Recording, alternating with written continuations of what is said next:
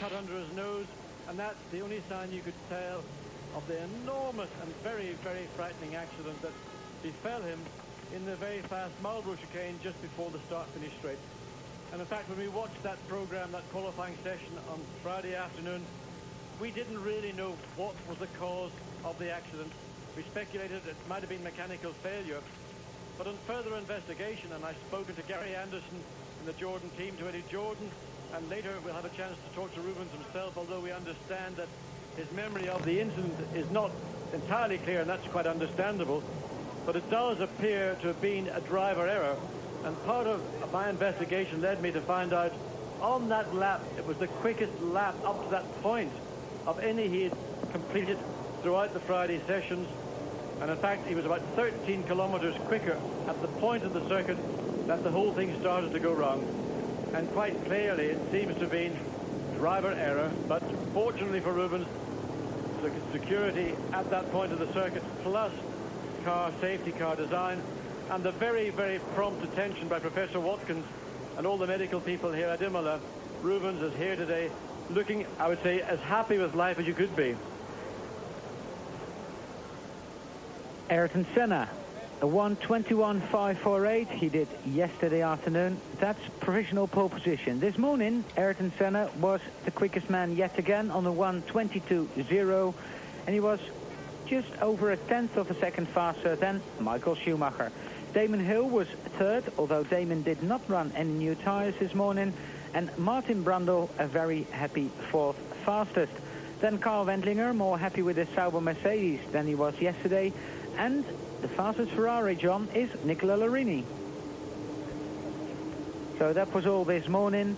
If we go down the list of official qualifying, which has started actually, Ayrton Senna, Michael Schumacher on the front row, then Gerhard Berger and JJ Leto occupy the provisional second row of the grid, then Nicola Larini and Heinz-Harald Frentzen on the grid, and in seventh position is Damon Hill. And John, although it is much warmer than yesterday, it's around 28 degrees here today in Imola, I think if anyone could improve in the top 7, it should be Damon Hill. Well, certainly Damon's qualifying on Friday was disrupted by his trip across the grass, and there's another smiling face, but one that would prefer to be right now in his Ferrari taking part in qualifying.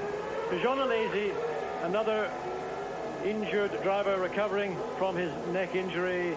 He's not wearing the neck brace, and I'm sure his doctors will not be entirely happy about it, but he wants to show the people at Imola, he wants to indicate that I'm well on my way to recovery. I really want to be at Monte Carlo in 2 weeks' time. Well, that decision will not be made certainly until at least sometime next week. Alesi desperate to get back into Ferrari, and I suspect Ferrari desperate to have him. There we see Mika Häkkinen, who had a brake balance problem during the morning session. So Mika trying to improve on his qualifying. Currently in 8th position, just behind Damon Hill. So to complete the top 10, it's Morbidelli in 9th, and in 10th, Mark Blundell. 11th, Karl Wendlinger. 12th, Ukio Katayama. We just saw David Brabham go out on the circuit, and David didn't have a very happy morning. He had gear selection problems, but what was worse, John, he was sort of driven off the circuit by his teammate. Coming down into Ravazza, David on a quick lap. Ratzenberger basically looking to get out of his way, chose to go to the part of the circuit that in fact David Brabham had committed to. It forced Brabham off to the left onto the grass, through the gravel trap, across the racetrack, and finally coming to a rest the right way up in the gravel on the outside of the Ravazza corner. In fact, this is the part of the circuit that all went wrong, and rather embarrassing for the two Simtek Ford drivers. First of the top runners to be out is JJ Leto. There we see him in the Benetton Ford. Michael Schumacher in the Benetton Ford, going through that chicane. That is blindingly quick. Well, in fact, we've got a guest with us this afternoon who was sitting directly behind the part of the track where Rubens Barrichello piled into, and that's Dave Price. And Dave is a man who's very well known throughout motor racing circles, from Mercedes-Benz World Sports Car Championships through to Brabham team in Formula One. Dave, you witnessed that whole incident. What do you recall of what was a very frightening moment from the commentary position? Well, he certainly come into it carrying a lot of speed. A lot faster than the previous lap, and it was a very frightening incident, the whole thing. The noise, the speed it happened, but I'm pretty sure that he made a mistake on the entry. But I think maybe because he's on a fast lap, he wanted to try and recover that and carry some speed through, but he never recovered from it and hit the brakes very late and took off over the ramps as we saw yesterday, and it was an alarming collision with the wall just above the tyre barrier, and very frightening from where I was sitting, I have to say. Well, in fact, talking with Gary Anderson this morning, he said not only did Rubens get the back of the car out, he actually accelerated, I suspect, to try and check the slide, but in fact all it did at this point was guarantee that he was going to go off track very quickly indeed. But just waiting to see what Schumacher does at the completion of his first flying lap. He's currently second quickest alongside Senna on the front row of the grid, and that's a 1:21.942, and that is quicker. Despite the fact that it's hotter than it was yesterday, Michael Schumacher improving marginally, but 1:21.942. And John, could it be this lap or should it be the first flying lap because of the temperature? I would imagine that the first flying lap, if you get a clear run on the circuit as Schumacher has got to be your best shot. He's certainly not taking it easy. He is not doing what we have seen happen previously, where after one good lap you give the tyres a chance to recover. This is total commitment from Schumacher. He has the momentum up. He has the clear track. He's going to try and take the maximum advantage of those conditions he can. Another man to improve is Eric Comas, now in 18th position, and Ukio Katayama on his third lap getting very close to his time from yesterday, 400th of a second. Going through the Marlborough chicane is Michael Schumacher on the completion of his third lap. Whoa, he looks pretty wild there. Well, very, very committed indeed. Just tried a little bit too hard on the exit of the chicane. 1:28.21.885, again further improvement. So only just 0.3 of a second now between Senna on pole. Schumacher second place.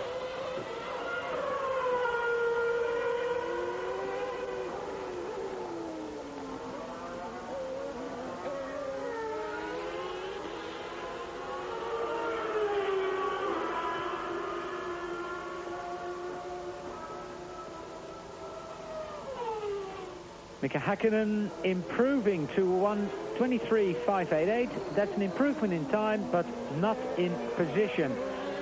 Well, John, I think this indicates we've had Schumacher out, Häkkinen, Comas, people all through the field, that it's quicker than yesterday. Well, let's say Michael Schumacher has found basically 0.2 of a second. Whether Senna sitting back in the Williams garage watching the monitor and teammate Damon Hill will feel the same, well, we have to wait and see what will happen. But certainly taking advantage of a clear track from Schumacher and Benetton's point of view has been a good strategy. There's always going to be teams and drivers that like to linger and see what the form is going to be. Then they all go out at the same time, trip over each other and fail to go any quicker. And then, of course, the conditions were slower, John.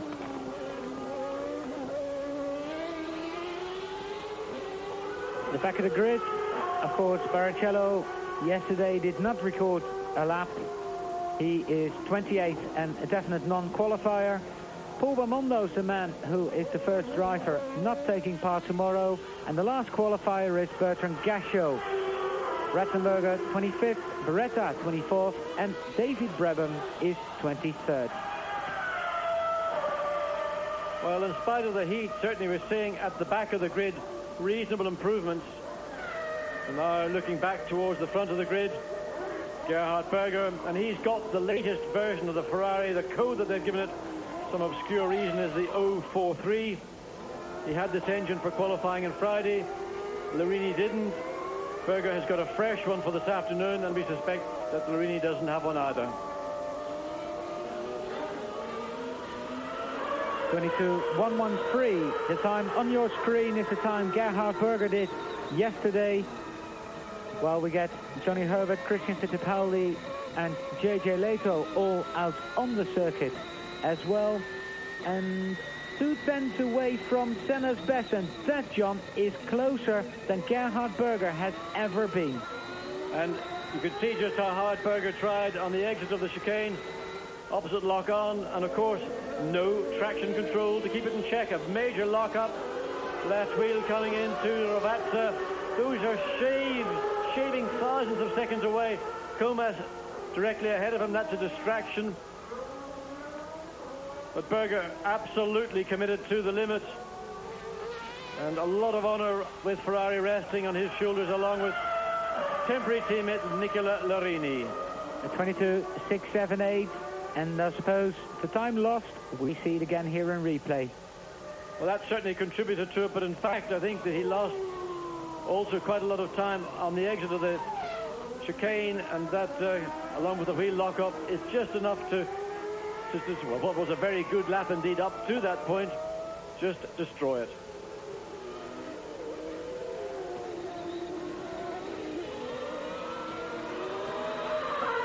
Still no sign of Ayrton Senna on the track. Going through Acqua Minerale, up the hill, and let's see what the second split time is. Oh, that's quicker than Senna. Well, can he get through the chicane cleanly? Yes, he has. Didn't use, in fact, used hardly any curb on the exit. Much better drive out of the chicane now. Can he avoid a wheel lock-up into the first part of Ravazza? Looks good now, the second part. And important to get out of here cleanly. Up to fifth gear, about 160 miles an hour. Just touch the brakes, flick right, flick left. Down all the way into second gear. And here's where you can throw it all away. But again, a clean, economical exit off the chicane ought to be quicker. 22.680, and that is an improvement for... No, not an improvement for Gerhard Berger. And John, he loses over a second from the second intermediate point until start-finish. Sometimes it's a shame that pole position has to be determined on a complete lap, because if it was done on segment times, you would certainly have a lot more variety of people on the pole position. Well, he had a pole position a long time ago. Andrea de Cesaris, a man who is... Oh, Johnny Herbert, that's not the way to do it. Well, we look at the positions. Johnny actually coming into the pit. Well, he didn't intend to come into the pits. He lost it under braking for the chicane, spun across the track onto the grass. He then decided that, well, let's go into the pits as quickly as possible, make the best out of a disappointing job. Senna, Schumacher and Berger is the top three. We'll be back after the break for more action from Imola here on Eurosport. Proof on that. Well, the irrepressible Nicola Larini, the man who, of course, stars in German Touring Car Championship racing with his four-wheel drive V6 Alfa Romeo, very high-tech car indeed, and it enjoys all the electronic gadgetry that is now forbidden in Formula One.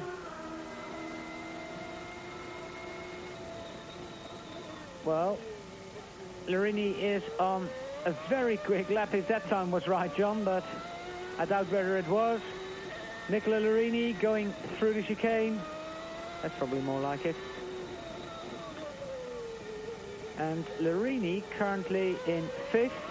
This is his very first flying lap, and the clock stops at 1:23.006, and that's only 0.2 of a second slower than Larini did yesterday. And in fact, as he goes past us, we can hear him backing off. So good opening lap from Larini. And currently on the third row. Well, yes, he still is on the third row, but Damon Hill has just bumped him from fifth to sixth. Damon Hill 22.780. That's his quickest lap of this afternoon, and that's some 0.4 faster as we see Damon now. And he spun here yesterday. He had problems at the chicane as well, and well, generally I think a very frustrating Friday in all. following Damon Hill to the Acqua Minerale chicane, and the clocks are running, and let's see what the 42.892 of Ayrton Senna means to Damon. I think he's a little quicker. No, he's not. 0.2 of a second. Well, we've seen that before, that people got very close on that second intermediate, but can Damon carry the speed all the way around the lap and get on the front row? Well, Larini kept well out of his way, and good use of mirrors from Larini. And Imola, like any racetrack, can get extremely busy, and it's important that those that have had a fast lap and a clear lap allow those that are trying to achieve the same opportunity. Damon, good exit from that last corner, a 1:22.587, and now Damon is on the second row of the grid. In fourth position, alongside Gerhard Berger's Ferrari. And can he squeeze another time out of this set of tyres? Well, he certainly hasn't decided this is going to be an easy, slow lap. The car looked very good indeed. It appeared to me to have very good grip, and in particular, out of all the low-speed chicanes, he was economical as well as efficient. Now all down into the chicane just before Acqua Minerale. And again, important here to get the power on, but not abuse it or not misuse it. Climbing up to this, really, it's a very fiddly and not particularly satisfying chicane. Climbing over it more than on his first flying timed lap. Now down again into Ravazza. The temptation, it's quite steep downhill, so you tend to need, or you have to brake maybe rather earlier than you think you should do. Again, wide on the exit of Ravazza. I think the tires are maybe just going away from him on the completion of this lap. Damon Hill turning in on his way to a 1:21 lap. When he crosses the line, the clock stops at 1:22.168, and that is another improvement, but still on fourth position. Well, John, I think that's a big question. Is Damon going to get on the front row? And, well, the man in between us today, Dave Price. Dave, what are you doing here at Imola? Well, one of the other things I do is make a few bits and pieces for people in carbon fibre, and just out to check some of our customers and see if we can generate a bit more business, and some of them seem to be generating a lot of business in their own right. Yeah, certainly yesterday, anyway. Dave, looking at that accident with Barrichello yesterday, I think the viewers at home can't appreciate just what the force of that accident was. Yet these cars are made out of carbon fibre and bonded together with glues, but that's very simplistic. Yet they're incredibly strong. Why or how are they so strong? Well, it's the structure in itself. It's quite complex, but it absorbs the energy so well. You don't get a real appreciation of how fast they're coming through that chicane on the TV. They carry a lot of speed. Oh. And Ratzenberger has had a heavy, heavy shunt indeed.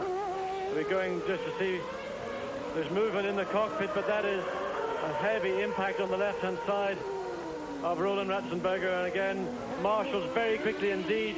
And I suspect that's the same part of the circuit that we saw that accident. And in fact, no, this is not. This is coming down the straight through the Villeneuve curve and into Tosa Herpen, and he's gone off on to the left-hand side of the track. That is flat out 190 miles an hour. Red flag once again all round the circuit. Doctors, marshals, fire attendants, and you can see straight away attention being given to Roland Ratzenberger. And within a few moments we'll have Professor Watkins there again. Look, you see just the end of that accident, the wall. The car hit it very heavily indeed. Half the side of the car missing, the whole left side wiped off in that impact. And maybe we have a look at it again here. We can see now as Ratzenberger comes down through the Villeneuve curve. Oh, and something on the back of the car. And that was a very, very heavy impact indeed. The car then slides all the way down from that initial impact right down to the apex of the Tosa corner itself. And luckily for the marshals and Roland Ratzenberger, there is the car is not upside down. The car is the right way up there. So we see Dr. Sid Watkins, Professor Watkins, for the second time this weekend, being very careful with a driver. The helmet's off, and we are waiting for the track to be cleared, and I think we're going to see, as yesterday, a lot of replays, but it'll be a good 10-15 minutes before the action will resume here in Imola.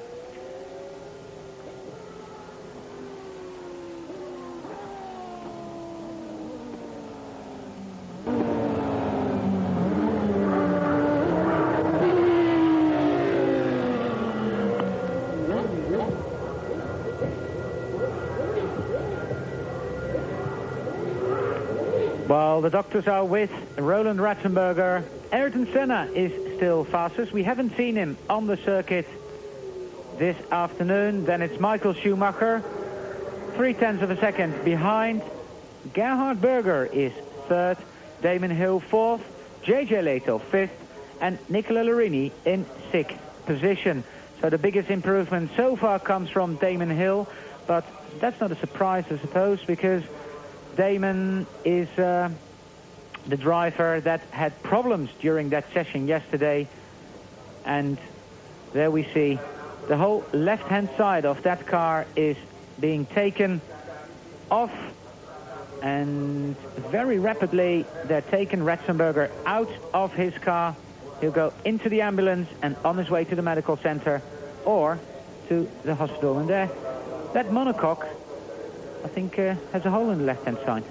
Well, there was a very high-speed impact, obviously, and we saw the car just coming into view, and then it appeared not to make, well, it didn't make the corner, just went straight into the wall.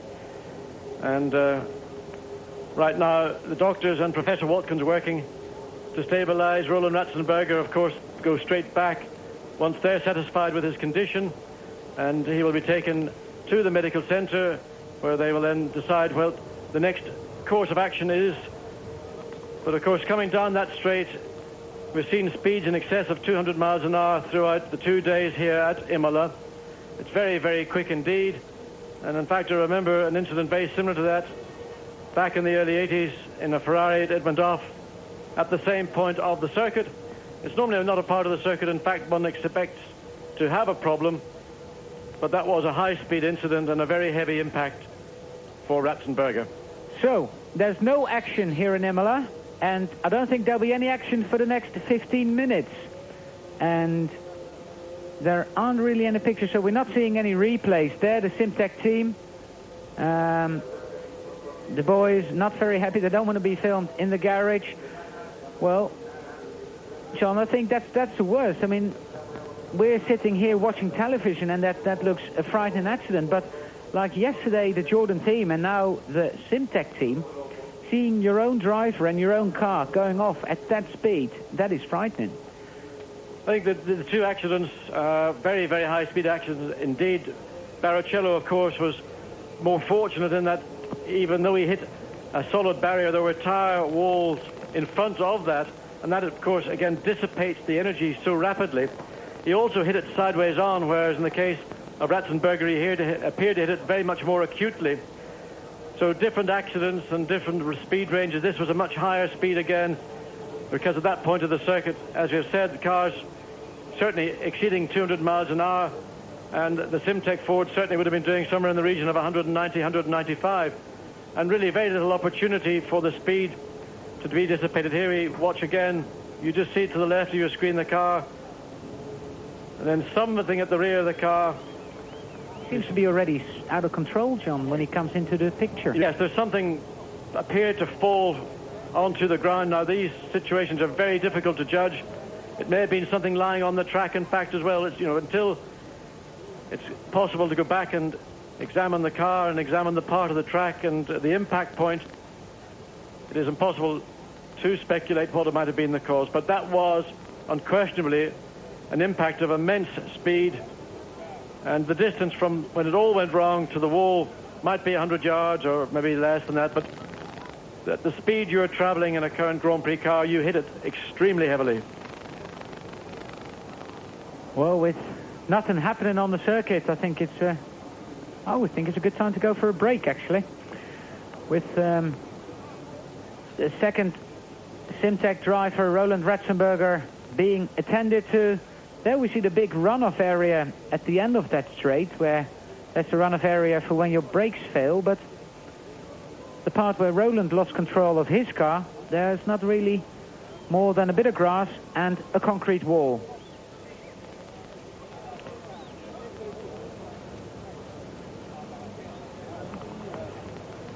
Well, the medical staff now getting things prepared, and this will be back to the medical centre, but I think that they will want to see him get into hospital very quickly. And there is a medical helicopter here. In fact, at every Grand Prix it is mandatory to have 2 medical helicopters available at all times in the event of an incident where a member of a team or a driver has to be transferred by helicopter to ambulance. They will have to have a second helicopter in situ to enable and allow proceedings to carry on. I think I would kindly ask our directors back in Paris to, or the producer back in Paris, I should say, to leave these pictures and go for a commercial break while we are waiting for Roland to go to the medical center or to hospital and the session to be continuing, because there's nothing happening on the circuit. Well, of course, all their debris from a car and the kind of impact. But Dave, looking at, we were just talking about, in fact, the safety of the current carbon fiber Formula One chassis. In that car, as heavily damaged as it is, the basic integrity of the car has remained in very good shape indeed. And I mean, can you explain why it is that carbon fiber does something that, let's say, aluminium or metal would not do so successfully? Well, trying to keep it simple. The structure of it is such that you can lay up and absorb the energy through different ways. And as you said, John, that car is still basically in one piece, as Ruben's car was yesterday. And I think, as we said last night, if this had happened in an aluminium car 10 or 15 years ago, the accident damage to these guys in them would have been far worse. I mean, to see Rubens walking about this morning was as a delight, really, the level of the impact yesterday. But it just goes to show how good these survival cells in cars are now, and progressing all the time. We will try and bring you news of Roland Ratzenberger's condition as soon as we get it into our commentary booth. We're going to have a break here on Eurosport, and we will be back shortly with hopefully more action from the Imola circuit for second qualifying for the San Marino Grand Prix.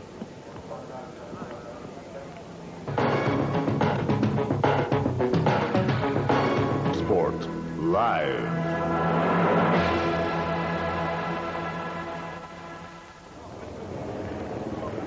There's the car of, or the remains of the car of Roland Ratzenberger being taken away, and undoubtedly that will be examined very carefully by all the technical staff at Simtech. Well, John, I think we're, for the second day in a row, we're guessing what happened there. Well, it happened so quickly, and we've had only a brief look at it, and undoubtedly, as the car was just entering the Villeneuve curve, something appeared at the back of the car to fall onto the road. We can't tell what it is. It may have been that there was something on the circuit that his car went over, or it may be here we see again. Well, this is a different view, looking further down the straight as the cars come out of the Tamburello corner, and everything appears to be totally normal as it comes down the straight, and we shall then probably cut on there. That's something, that was bodywork flying off the car. We just see it. Let's go back again. We can see that's more like, was that part of the wing, or is that just part of the side pod of the bodywork? It's I reckon it's either the side pod or maybe the bodywork, the engine cover, John. But it looks very much like a side pod. Certainly something has come off that car, and that is what has caused the incident to commence. We're looking at the car, as we have said, very heavy impact indeed, but in essence the integrity of that car, the chassis in which the driver is in effect cocooned, has stood up to it extremely well. There is obviously, there we have a backward view, but Well, that's the wing you can just see on the ground. That's probably the consequence of the initial first impact. And the car now just dissipating energy all the way down, right down to the apex of the Tossa hairpin bend. Well, the medical center is where Roland Ratzenberger has been taken. And as we mentioned yesterday in the case of Rubens Barrichello, every major hospital, neurological, orthopedic, has been put on alert, because that is standard procedure for a Grand Prix. Professor Watkins himself is a neurosurgeon, and he has been in attendance at Grand Prix as the Formula One doctor from, I think it was 1978 when he first came, and very much at the instigation of Bernie Ecclestone. He felt that certainly in those days when there were accidents, very severe accidents, it would be important to have a medical service, a quality of medical service available to attend any driver in a shunt such as this. And then subsequently the whole medical side of Grand Prix has been developed and improved. Each circuit's got to have a self-contained medical center. They've got an operating theater in there. Surgeons and anesthetists are available if they are necessary. But in general terms, what is preferred is to get the driver back, stabilize him, and then transfer him to the particular hospital that would be required for the particular injury a driver may be suffering from. There's a truck going down to Tossa hairpin, probably to repair maybe a little bit of the wall or whatever damage there might be to the fence alongside the circuit. Actually, the impact of Rubens Barrichello's shunt yesterday, he was collected by the fence, and all the posts holding the fence broke. I mean, they're concrete posts. Yes, in fact, what happened, the metal posts supporting the debris fencing were supported by the concrete blocks, and when they took the impact, the posts in fact cracked the concrete blocks. Now, those each weigh about 30 tons. So in fact, because it's not possible to remove the damaged one, what they've had to do is put another one directly behind it to give it the support and the security. So a Grand Prix car, of course, it weighs around about 510 kilograms, with maybe 30 or 40 liters of fuel plus a driver's weight, another 75 or so kilograms. So you're looking at an all-up weight of around 585, 590 kilograms, traveling at 190 miles an hour. In the case of Ratzenberger, that's an enormous amount of energy. So when it hits something solid like a concrete wall, which at that part of the circuit was unprotected, it's obviously a major impact. Dave, we're all familiar now with carbon fiber monocoques in motor racing. There are Formula One teams out there that have carbon fiber suspension parts. Where's it going to stop carbon fiber? Well, you could make anything you like out of carbon fiber if you like, providing you can prepare for the expense of it, really. They'll keep experimenting on everything from carbon fiber, because it is very stiff and it's very light and it has very good properties. And from a survival cell point of view, you can see there, these guys are surviving very high-speed impacts now, which wouldn't have happened 15 years ago, as we were discussing last night. Yes, indeed, and at that very similar point of the circuit, as either Jody Scheckter or Gilles Villeneuve, I'm not sure, in their Ferrari, which was then in a car made of metal, it was a similar sort of accident, very similar speed, maybe a different angle. That was a survivable accident back in 77 or 78. But that type of accident that you saw just moments ago with Ratzenberger in the old style car would have been very, very difficult indeed to survive. Well, John, you've experienced how good carbon fiber is in Monza one year. Indeed, but I was fortunate because my incident, which looked very spectacular in fact, but didn't do me any damage whatsoever. The ideal way to have an accident in any car, particularly a rear engine car, is to go in backwards, because there's a mass behind you which will absorb again all that energy. But in fact, with the technology that is going into Formula One cars and the regulations that are now being introduced continually into Formula One to make the drivers cells safer. More protection for his legs, more protection around his upper body. You know, these things are extremely impressive. Well, there's the other medical helicopter. And I wonder whether this one's just landed to take Roland to the hospital. And that one is circling around. That's it's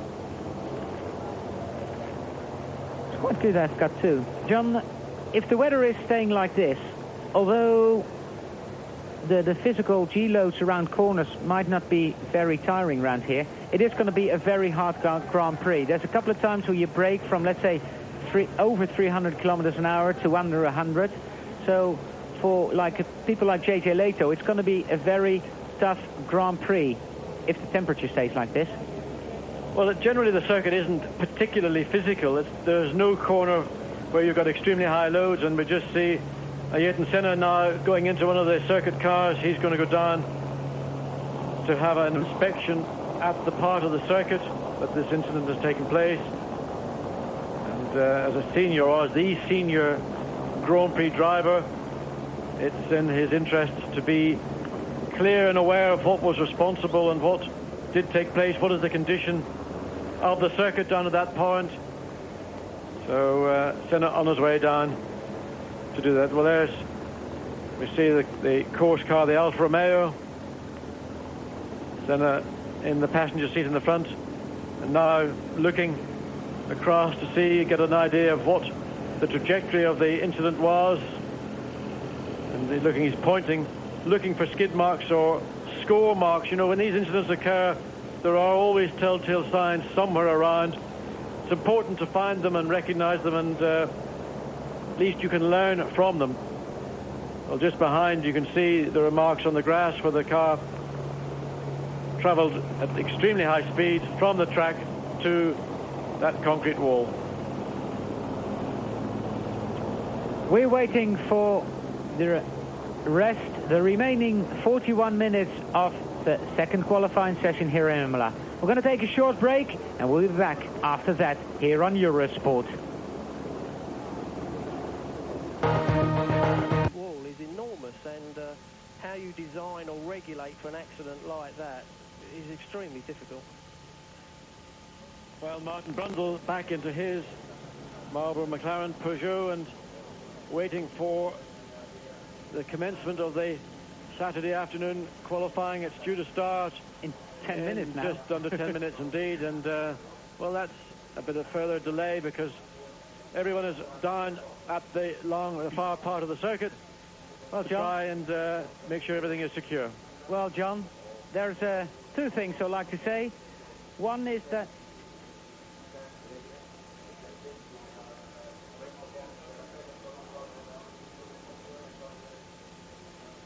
so just under 10 minutes to go for the restart of this second qualifying session. The session will continue without any Benetton. The team has taken all their gear away from the pit wall just outside our commentary booth. Apparently JJ Leto said, well, I don't want to go out anymore today. And so the team said, well, let's pack up, get ready for tomorrow. But I'm very happy to have in my commentary booth Rubens Barrichello. Rubens, how are you? Yeah, I'm feeling great. I had a scare moment yesterday, but the good thing is that I don't remember when I went to crash on the barrier. I can remember exactly where I was before it, and I was taking care about the car. The car was going sideways, but then I pressed the brakes, and then I can't remember anything. I just remember afterwards in the medical center when Senna was alongside me and saw Geraldo, and you see something going on, but it's okay really. I feel good now. I feel good to be alive and to be here really. And just I wanted to drive today, but I couldn't, so I go to Monaco for sure. Are you going to someone like Willy Dungal in between now and Monaco to get ready for Monaco? I don't know. I'm going back to England and stay there a little bit. I have to get a wick for my arm, for my nose. That it's a little bit broken. It's a piece broken inside the nose, and so but I feel good. I feel really good, and I hope to be running the car on Monday or Tuesday in Belgrade, place close to where we're going to Monaco, and then be sure that I can be good for Monaco. Now, apart from a little broken nose, as you say, and a bruised, is it a bruised hand? Yeah, and bruised hand with something. A cut on your lip. That's all you have, isn't it? Yeah, that's all I have. It's amazing. And if you look, I looked to the video this morning, and then I felt really bad. Before that, I was feeling okay, and when I saw the video, I said, "Oh my God, what did I do?" And it was that feeling really, because was everything going okay, perfect. The car was really good. I was going to do a 23.5 on the first lap, and it was really good to be on that position at the moment. But then suddenly I lost, and then I just came on when I was in the helicopter with Senna before the helicopter. But I'm really feeling very good to do another sambadinha as I did in the podium the last time. I'm looking forward to do it again in Monaco. You have your new teammate for this weekend, Andrea de Cesaris. What's he like to work with? He's very good to work with. He's a very nice guy. He's getting used with the car, with a gearbox that he never drove a semi-automatic gearbox, so he's getting used with those and things like he has quite a lot of pressure here to go well, and so that's not a very good situation to start Formula One again. But I think he's going quite well. I hope that he does well for the team. I'm not there, so he has to do good for the team now. Anything you want to say to your friends back in England? So I want to say that we have samba when I go back there. Prepare something good for me, go boys. See you there. Bye-bye. Thank you very much for coming in, and wish you a very speedy recovery, and see you in Monaco.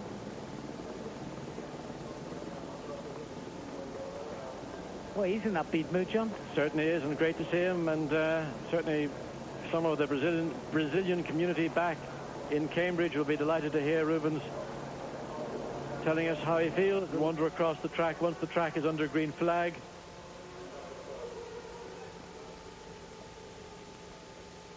Well, Katayama is not Italian, neither is his team, so we don't see him out on the circuit, but he's definitely out there, and we're still watching an empty pit lane. Frank Williams going back to the Williams garage, all going back to the motorhome, one of the two. And Katayama finishing his first lap of the remainder of this session. And that car, John, we've said it before, that Yamaha engine, a pretty good engine. The Tyrrell chassis, well, that's pretty useful as well. And a very good gearbox. The thing that I'm amazed with Katayama, his head wobbles around. I've never seen a driver's head wobble around quite so much. And it's really, in my mind, primary to have your head as static as possible when you're driving. You may want to move it around, but that's just being bopped around, whether it's wind pressure or a vacuum, a low pressure vacuum area in the cockpit. It's certainly, in my view, very uncomfortable. And secondly, it cannot help when you come into a section of circuit at the end of the straight from very high speed with your head being pushed around like a doll. I remember we had Ken Tyrrell in here last year at some stage, and Ken then said, well, his head does move around quite a lot, and it just does that. Katayama could well be on his way to a fairly good lap. I'm not sure where it's going to be an improvement on that 1:24.000. Teammate Mark Blundell only a couple of tenths in front of Katayama. The car sliding, but fairly tidy, and at 23.3, a very good performance, and he's straight up to 8th. I think that's going to be a trigger for a lot of other people. There are people obviously hanging around in the garages. Will I go out? Won't I go out? If you've got time in the circuit and you want to be a Grand Prix driver, or you're a Grand Prix entrant, in reality, the time is there. You should go out and take advantage of it. The race on Sunday is a Grand Prix, and that's what people are here to do.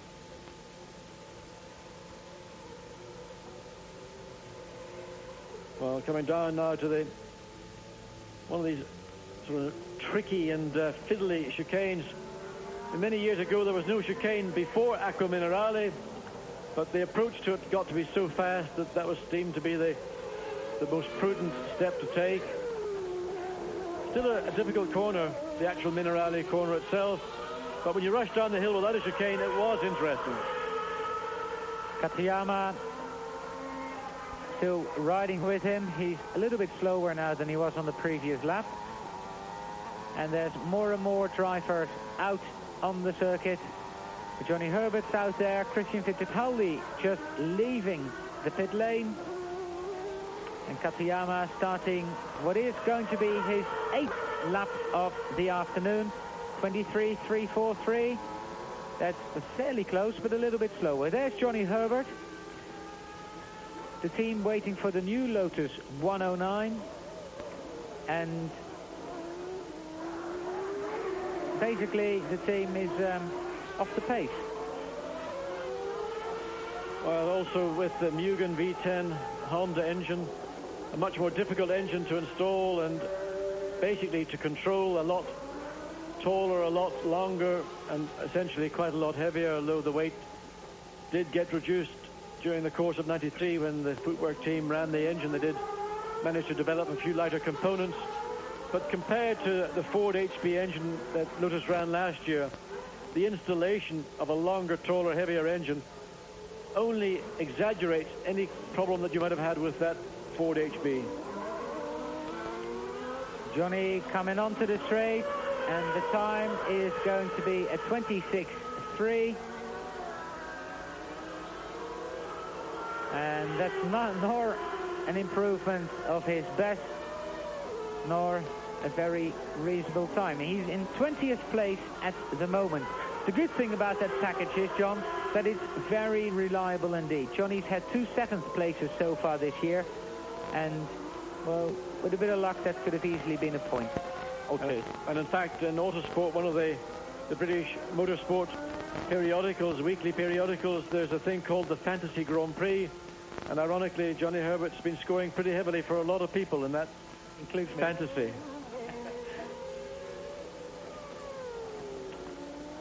So who's out there? Nicola Larini in the Ferrari, going past the pits now, and I'm surprised the Italian television hasn't picked him up yet, but he is definitely out there. Also Gianni Morbidelli and Mark Blundell, who is now, well, being put back by his teammate, so he will try and get into the top 8.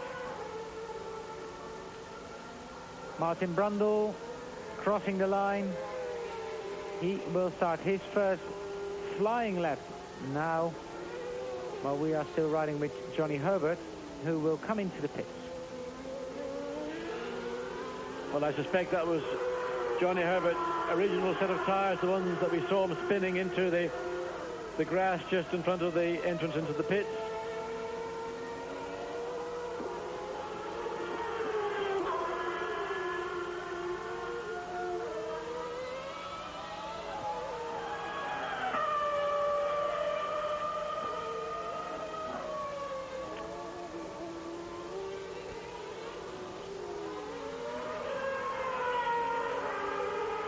So Mika Häkkinen is trying to improve on the 10th position he's in at the moment. Also teammate Martin Brundle is out on the circuit, and this is Mika's first flying lap, and he's making the track very wide indeed. And that lap just 0.4 of a second off the improvement we already had this afternoon, and running extremely wide on the exit of the Tamburello corner as we go back to Nicola Larini, and you can see the front of the car just pushing away as he came through Acqua Minerale. That's called understeer.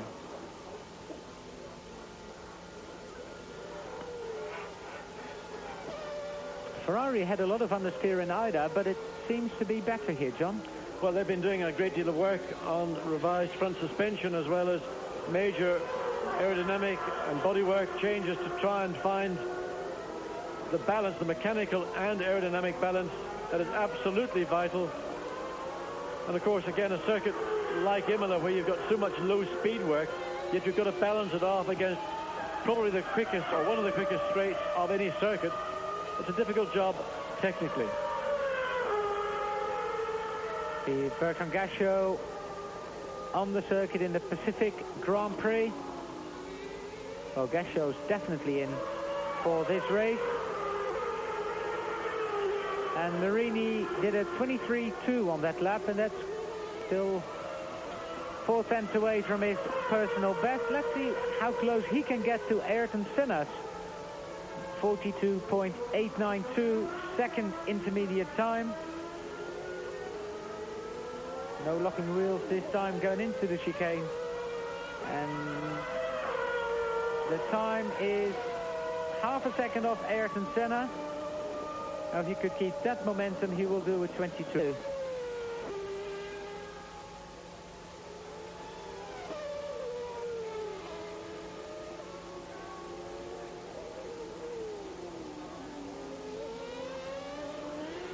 Well, John, it's a long lap round Imola. The circuit is quite long, and there's quite a few drivers also this morning that never run the allocated amount of laps. Well, Marini completes his lap. Berger's just starting his. And Gerhard Berger, his best time still from Friday afternoon. Marini now has backed off and completed what he thinks is the best on that set of tyres.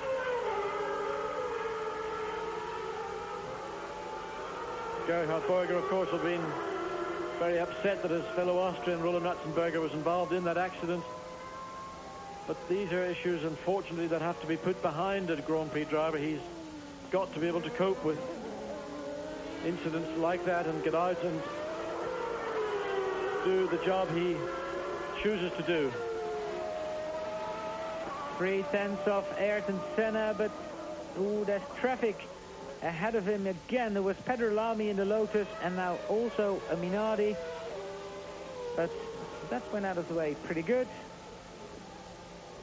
So Gerhard Berger turning in and on his way to, well, I don't think he will be able to beat the 1:21.885, but it would be half an hour earlier wake-up call if he'd get it on the front row here, John. Well, everybody here at Imola would love to see one of those two Italian Racing Red Ferraris on the front row, whether it be pole or the front row. I think they would go for either.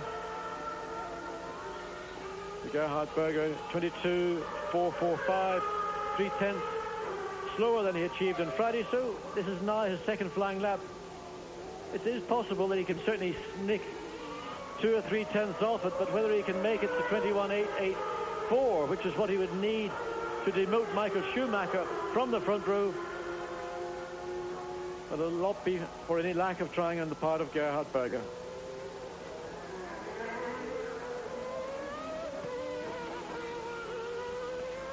Again, watching that, lots and lots of understeer coming through on power through Acqua Minerale. And the penalty of understeer in a corner like that is that you're not able to really get on the power early enough and hard enough. But the car does appear to look more controllable and more comfortable to drive in the lower speed parts of this Imola circuit.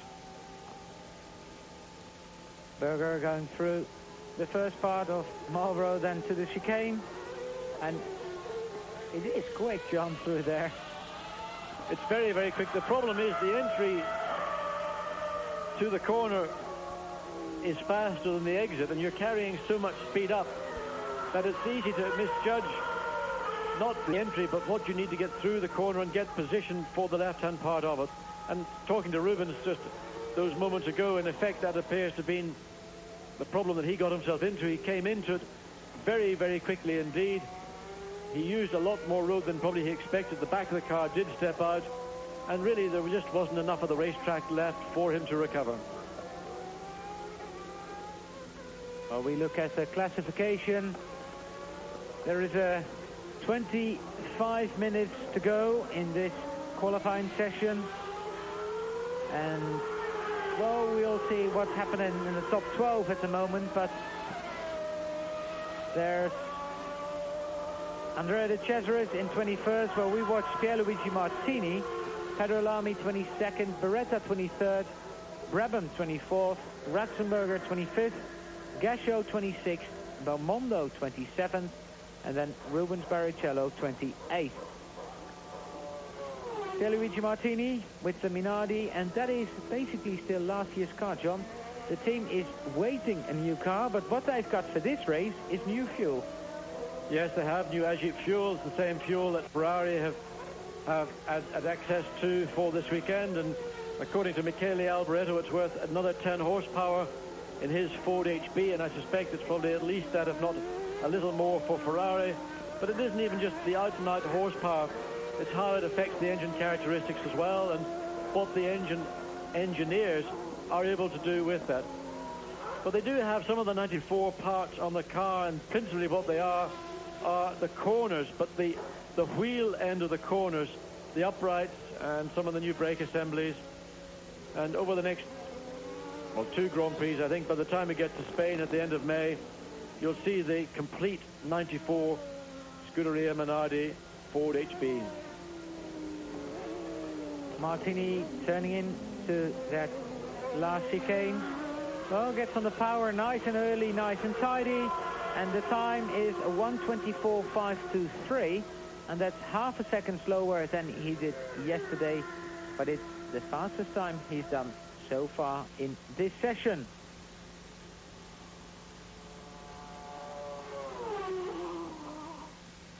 Well, Dave, you've worked in many forms of motor racing. Any chance of you getting back as a team manager, or as you're still the head of FOTA, Formula 3 team owner or something? Not if I can help it, Alan. I'm quite happy doing what I do at the moment. The Formula 3, being the chairman of the association, keeps me quite active, and it keeps me in touch with all the new guys that are coming through and hopefully will make their way into Formula 1. And as you can see, and as you know, a lot of guys come out of the British Formula 3 Championship and are here today. Barrichello is a classic recent example. A couple of years ago, Eddie Jordan came in and joined us, and he's been a bit of a talent spotter in his time, and he keeps a database at home in which he logs all the young drivers that are showing promise, and hopefully he gets them under contract before anybody else. But Dave, you've introduced a few stars, and one of the most famous of them must be our Nige. Yeah, it's my greatest claim to fame, I think, John, actually, is Nigel.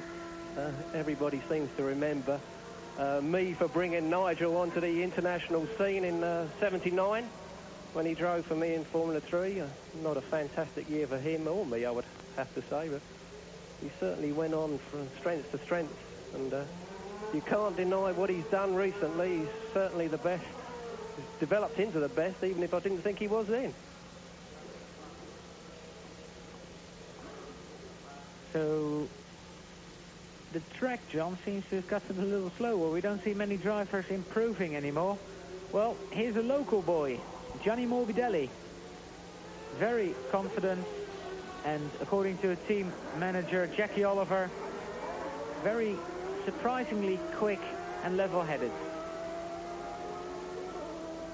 Well, Arrow's Grand Prix International and their car, the Footwork Ford, have really had a bit of a result. It turned out, I think, they've exceeded expectations, and certainly in the case of Morbidelli, he was maybe seen more as a filler than a serious driver in his own right, and they're delighted with the choice, and 2 young lions can only be very positive for a team, and Footwork is that team.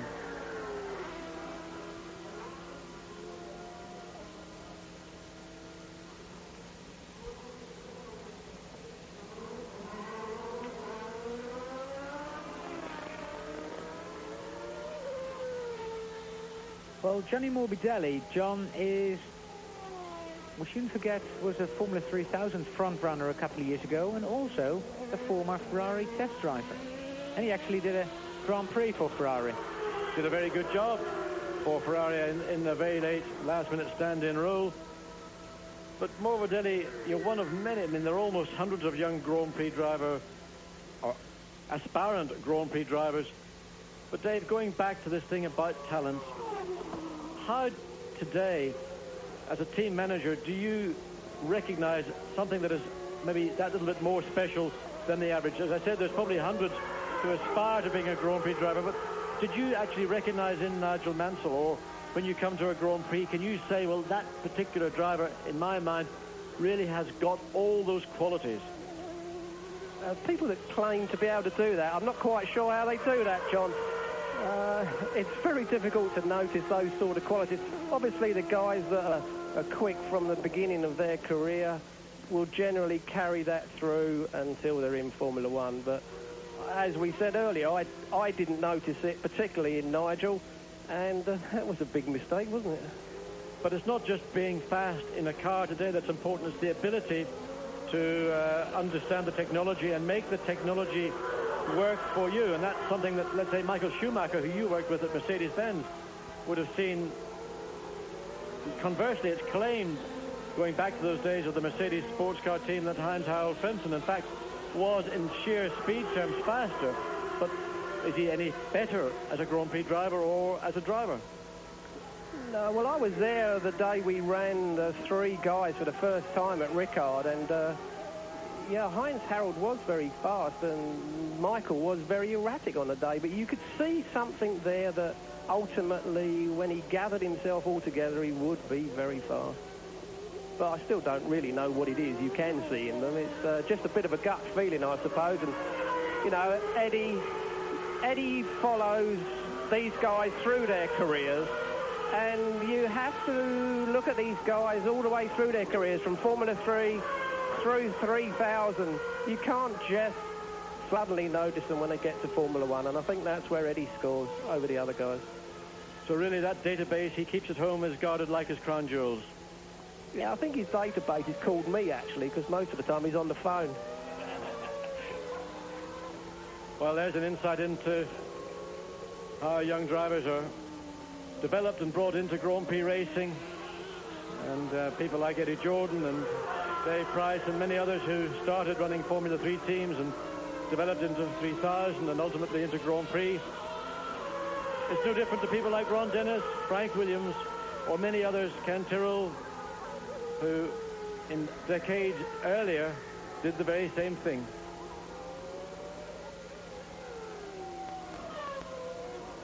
Looking at the top of the list, there's still no sign of Ayrton Senna on the circuit.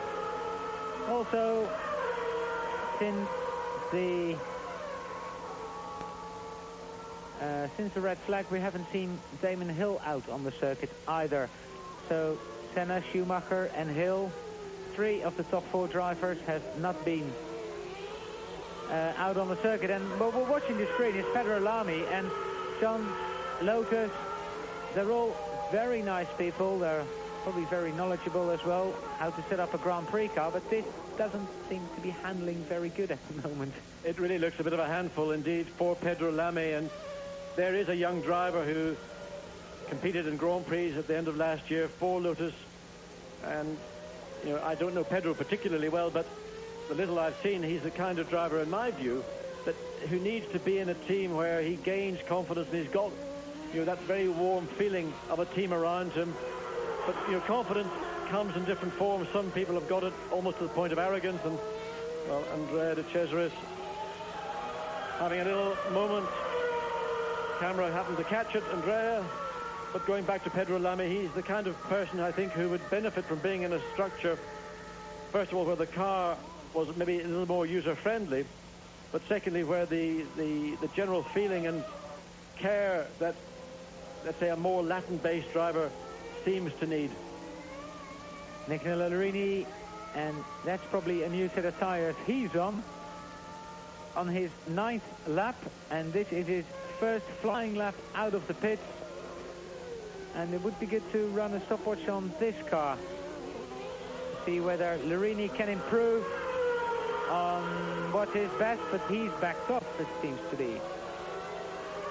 Well, this is de Cesaris' moment, getting over the curbs, bit of a tank slapper, and very lucky indeed not to kiss the barrier. And Andrea, I think, would have felt very sheepish indeed if he went back to the Jordan team and said, well, the rear wing stuck up at the back of the circuit, the rest of the car's okay.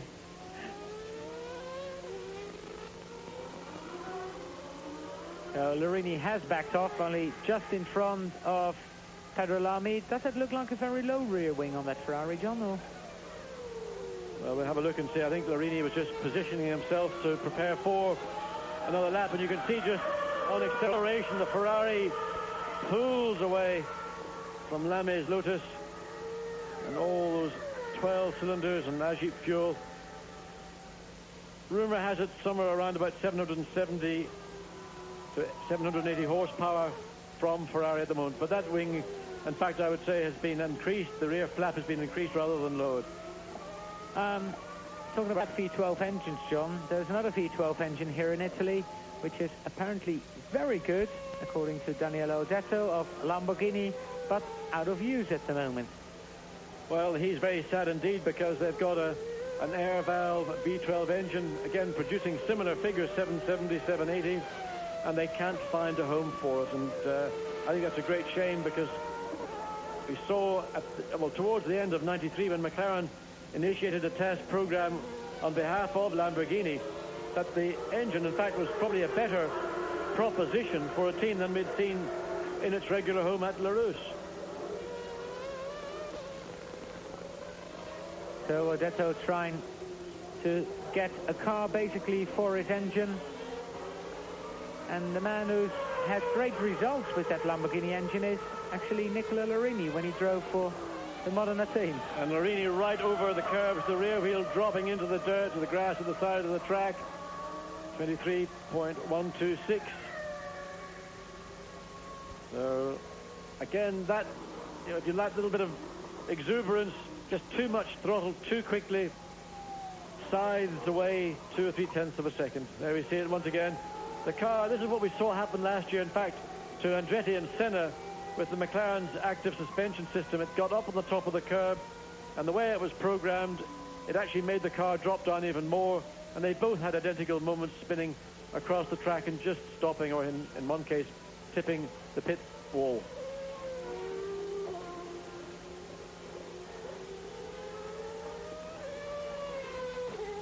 So looking down to Acqua Minerale, Larini makes his way back to the pits. There's a McLaren just ahead of him. So Larini now completed 10 laps. This will be his 11th lap, and effectively he's stopped his own qualifying session.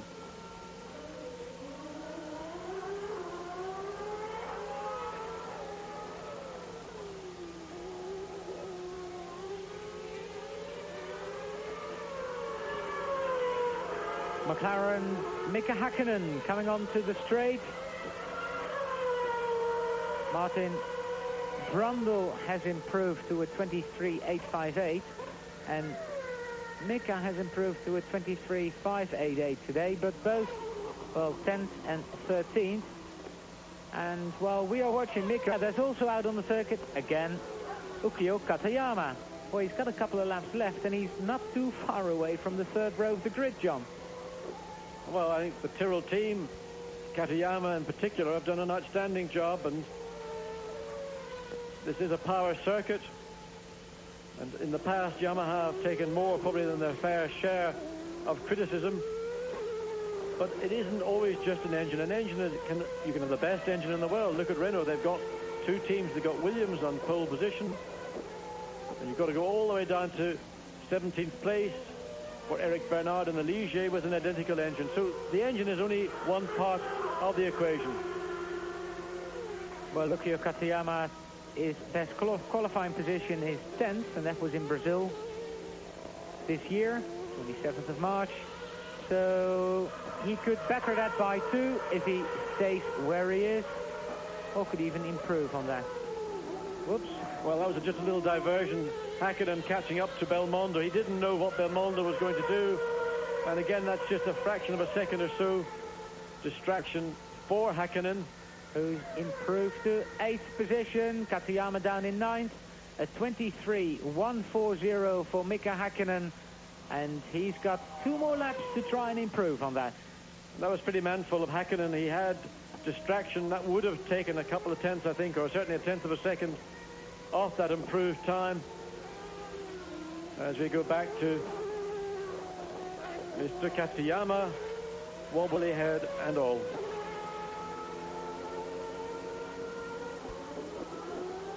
There we see his time so far at 23.322. And if we go, for instance, to Heinz-Harald Frentzen in 7th, that's a 23.119. So that's not an unreasonable target, I would say, for Katayama. Of course, that's Frentzen's time from Friday afternoon. He's not gone out to qualify this afternoon. In the meantime, Katayama, with the Harvey Postlethwaite designed Tyrrell and the latest version of the Yamaha's V10 engine, and an engine developed in conjunction with John Judd in Rugby, and John Judd here with the Yamaha engineers looking after the 2 Tyrrells. Mark Blundell down in 12th position. Blundell had a very short Pacific Grand Prix in Ida when he spun at the first corner.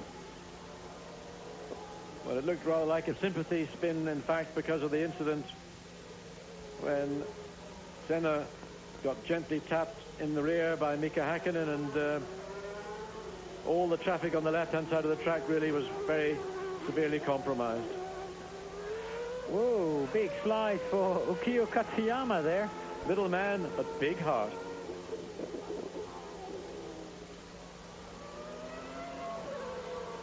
So it's getting more and more busy. We can hear cars going out of the pit lane with 8 minutes to go. And this is probably the traffic jam you were talking about earlier, John. Well, it's amazing. Nobody really wanted to go out. Ken Tyrrell, I suspect, would have said to Akio Katayama, go. And since Akio Katayama is about 4 feet shorter than Ken Tyrrell, he dutifully would have obeyed. He immediately went quicker, made an improvement. And now looking back, looks like Gerhard Berger on a fresh set of rubber. Trying once again to find some 0.3 of a second to put his car alongside former teammate Senna on the front row of the grid for the San Marino Grand Prix.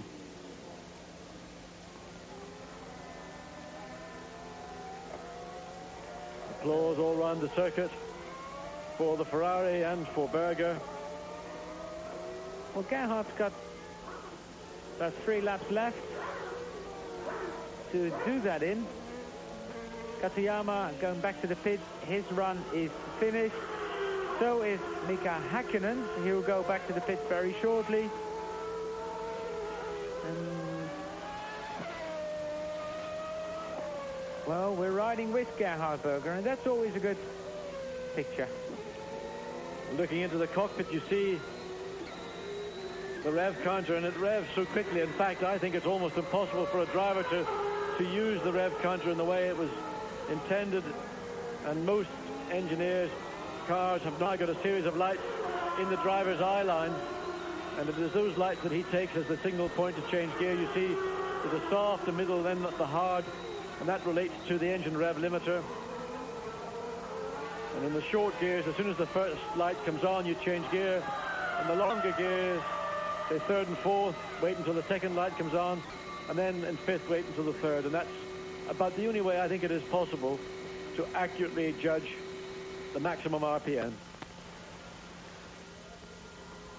Gerhard going into Tosa, a 10th of Ayrton Senna's best, but we've seen that quite a few times now over this weekend, that people got very close down the straight to Ayrton Senna's time, but then by the time we exit Aqua Minerale, suddenly the gap's grown to a second, John.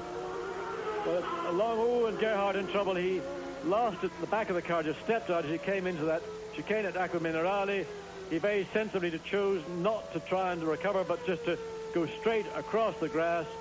And quick thinking on the part of Berger. No damage to the car, just damaged pride. And again, another lap lost. He is on his 10th lap. He will have 1 remaining timed lap. when he makes it back. Let's watch from the overhead shot coming downhill. He turns in the back, just suddenly gets away. He decides there's grass, I'll take to it. And that's the kind of decision you've got to make on the hoof. That's the kind of decision Rubens Barrichello would have had to have made yesterday afternoon. Sometimes you get it right, sometimes you don't. We see it's the car just getting away from Gerhard. Gerhard catching it, but going through the grass. Well, with that little indiscretion, still a 1:34.9 for Gerhard. Sand off the tires, and off he goes again. Well, those tires would have cleaned up on the remaining part of the lap, but it just has cut by 50% his chances of getting onto the front row of the grid and knocking Michael Schumacher, currently you see there second, back to the third place. So the top six gone through your screen, with Nicola Larini still in 6th position. Then it's position 7 through to 12, with Katayama his best qualifying performance so far. And they're 13 through to 18. Brundle, that must be a little disappointed for him to be 13th, but then he's not too far behind teammate Mika Häkkinen.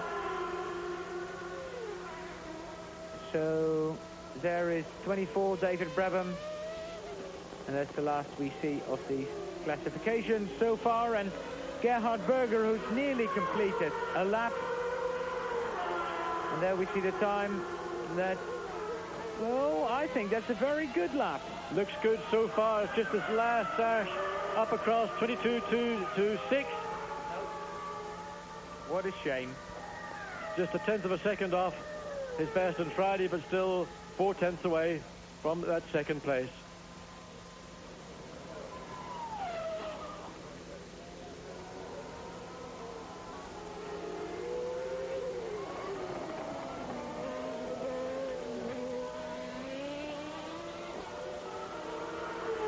So Berger, who's got one more lap, when he crosses the line, it'll be his 12th line, but then he can use a slowing down lap to get back to the pits, because you don't cross the timing beam driving back to the pits at this circuit. So you can actually do your full 12 laps if you want to, but I think he's run out of fuel. Well, he's pulled off just on the exit of Acqua Minerale, and so any opportunity of continuing is, that's it. Maybe just fuel. The marshals now are very anxious to get that car to safety somewhere a little further away from the exit of the corner. If a car certainly spun on the exit of Acqua Minerale, the natural trajectory would take it to approximately where Gerhardt's Ferrari has come to a rest, and that is never a good thing.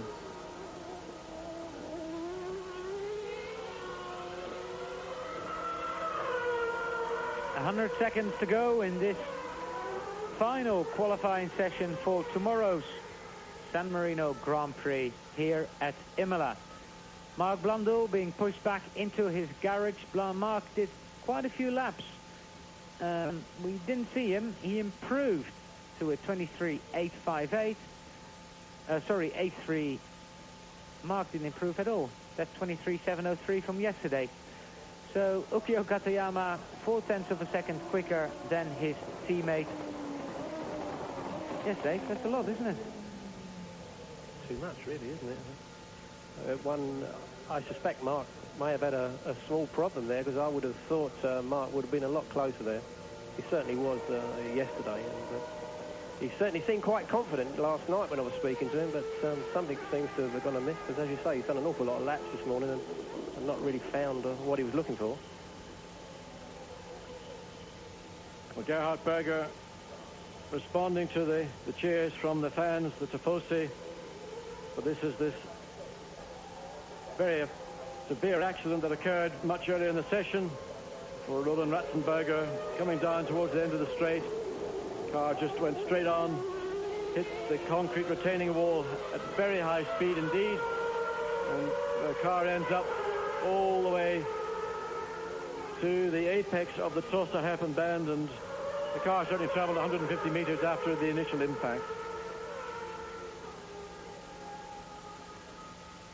the checkered flag is out. People that are on their last lap can, of course, continue that lap. And then we have the grid for tomorrow's Grand Prix with his 65th pole position and the 3rd of the season. Ayrton Senna will lead the field away. Well, I'm sure Williams and Senna are looking for third time lucky. They've had disappointment in the first 2 Grand Prix. The pressure that Benetton put Senna under in Brazil resulted in Senna spinning.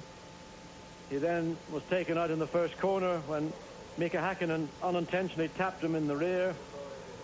And the dream start to the dream team has not been such a dream, but at Imola, with the nature of the circuit and the intense work that has been going on within the Williams team to find a more comfortable and a more consistent handling chassis aerodynamic balance, well, this could be the place that they start to reap those dividends. Alongside Ayrton Senna on the 1:21.885, 0.3 of a second slower, World Championship leader and the winner of the first 2 Grand Prix so far this year, Michael Schumacher. Gerhard Berger will start on the 2nd row of the grid. Alongside him, Damon Hill and JJ Lehto, 5th position on his return to F1. And that door will be closed for the rest of this day because that's the entry to the Simtek pit garage. Actually, John, JJ Lehto qualifying 5th, that's his best result ever qualifying for a Grand Prix as well.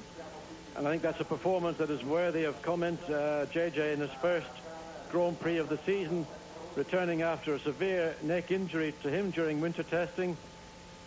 And he certainly looked fit when I saw him on Tuesday at Silverstone.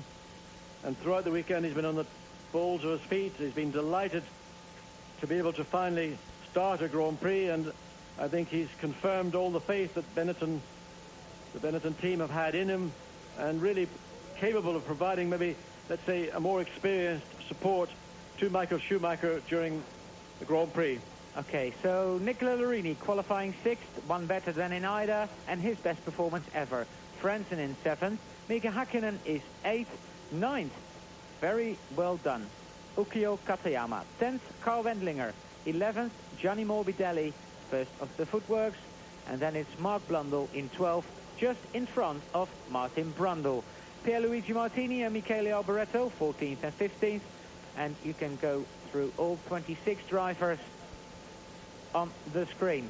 Now, don't forget, we have to warm up tomorrow morning, and we will stay on with interviews after that for about 15 minutes here on Eurosport. And of course, we'll be live with you from Imola half an hour before the start of the Grand Prix, which is 2 o'clock Central European time, so 1 o'clock in the UK. These are all the qualifiers, although Roland Ratzenberger will not start, and probably Paul Belmondo will make his debut this year. From John Watson, Dave Price and Allard Kalf, thank you very much for watching this afternoon, and we'll be back tomorrow morning with the warm-up. Bye for now. See you tomorrow.